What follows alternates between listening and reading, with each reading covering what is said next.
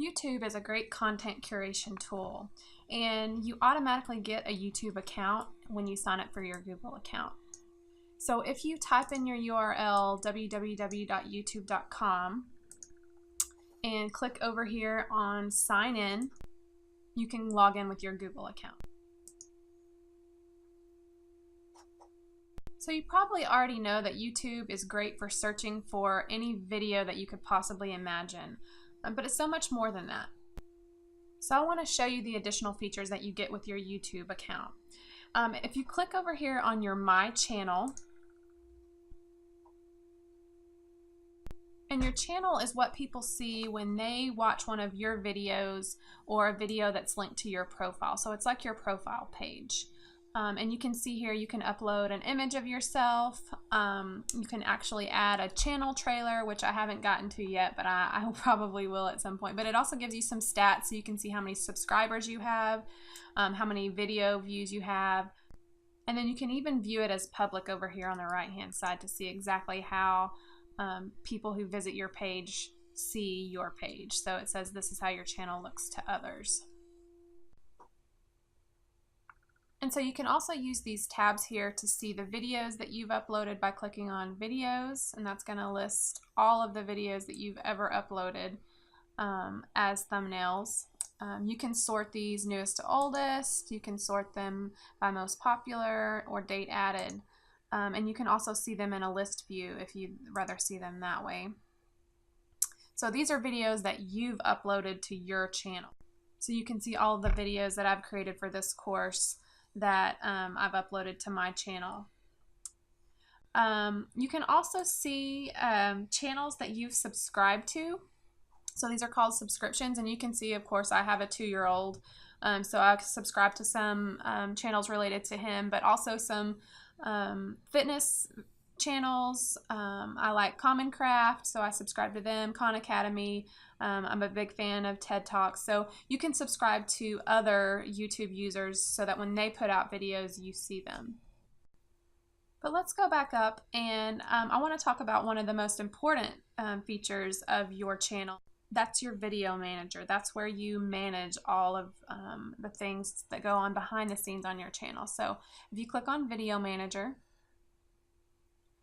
this is where you can control privacy settings for videos. So with one click, you can make a public video private, and I can see when it was published and at what time. I can also see over here in gray the stats for the videos.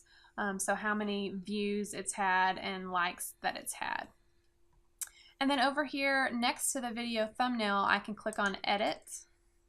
And YouTube has some pretty nice features that let you add enhancements and edits and annotations and even audio and subtitles on top of your video.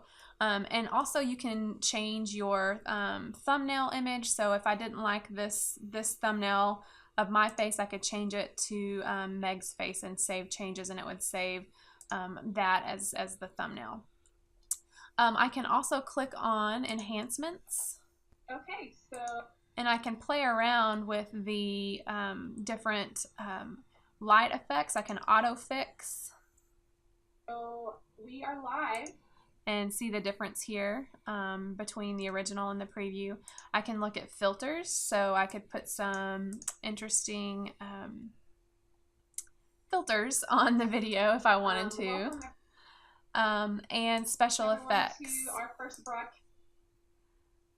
So here's a special effects where I could blur all faces, which I definitely don't want to do on this video, so I'm going to be sure and revert to the original because I don't want to blur out all of our faces from the first live broadcast. But those are some neat enhancements that you can make to your video. Likewise, you can also add audio up here by clicking on audio. And there's some preloaded tracks that you can add on top of your video. You can also add annotations, which I've found to be useful. For instance, there was a video that I did for week 3 about screenshots, and I realized I didn't address users who were on Macs. So I added an annotation note to that video at the point at which I was talking about taking a print screen on a PC and just added a note about if you're on a Mac, the keyboard setting would be this. And that just adds a little notation here on the actual video so that I don't have to redo the whole video. I can just add a note for those users on top of the video. So that annotation feature has been pretty neat. And then finally I can add subtitles and closed captioning. This actually works if you have a transcript of your video, you upload it, and YouTube matches the words as closely as possible to what's actually being said in the video. So that's a pretty neat feature. Alright, so let's talk about content curation using YouTube. So the way that you can curate content, video content in particular, is via playlist. So let's say I wanted to create a new playlist. I would click on playlist and click over here on new playlist and give it a title. So maybe it's for a history lesson on the Civil War. I can decide here if I want it to be public, unlisted, or private. So public's going to be open to anybody. Unlisted means it's not going to show up in search and only people that you send the link to can see it. And then private means only you can see it and only people you invite via your Google accounts can see it. So those are the different privacy settings. But let's go ahead and click on create. And it's going to just show me a blank playlist at first.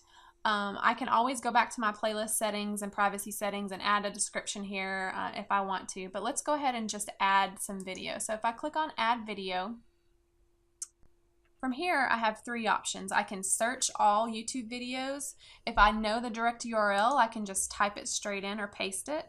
Or I can choose from my own video uploads to add to the playlist. So let's just say we want to curate some content and we want to search out on YouTube something related to the Civil War. And let's say I want to select this crash course in history. I can even preview it first if I want to, but say I want to select this one. It's going to add that directly to my playlist as the first video. So of course I need to add additional videos to make this a true playlist. So I'm going to continue on.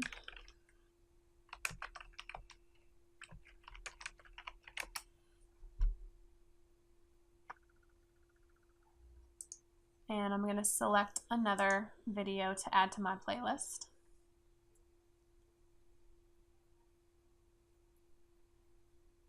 And let's add one more for good measure, just to illustrate this process.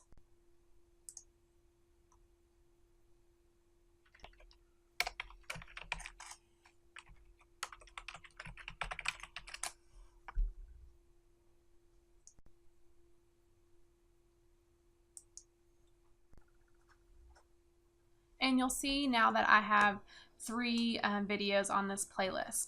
So let me show you a neat little feature. Let's say I only want my students to watch a certain portion of this video. I can click on more over here and I can click on edit start and end times. And this only lets me clip from either clip off of the beginning of the video or off of the end of the video. But if say I wanted to find just a 3-minute clip or so for students to watch, and that's the only portion of the video I want them to see, I can clip just that part and save it. And you'll see now that it shows that it starts actually at minute 3. So I could do that for all of my videos if I wanted to and change the start and end times. I can also add notes to the videos if I wanted to annotate these a little bit for my students. And finally, I can set one of these as the thumbnail for the playlist.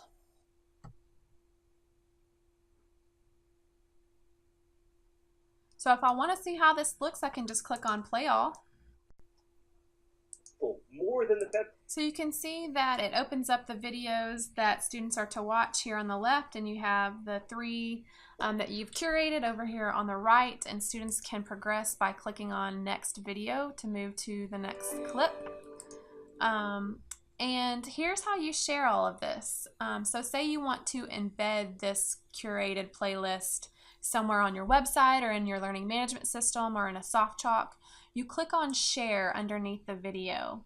And you can either share the video just with this short link here that it provides for you, or by clicking on any of these social media options, so you can share to any of these platforms, or you can click on embed.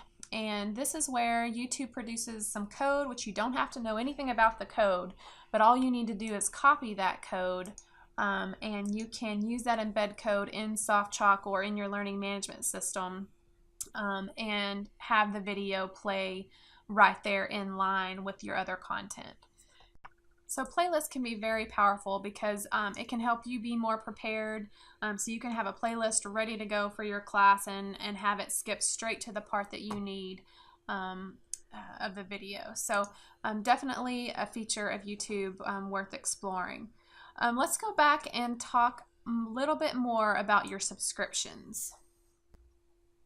And so this is just like with Twitter, where you can follow experts or channels that you're interested in. So again, Khan Academy is one I'm interested in, TED Talks, things related to my son and to fitness.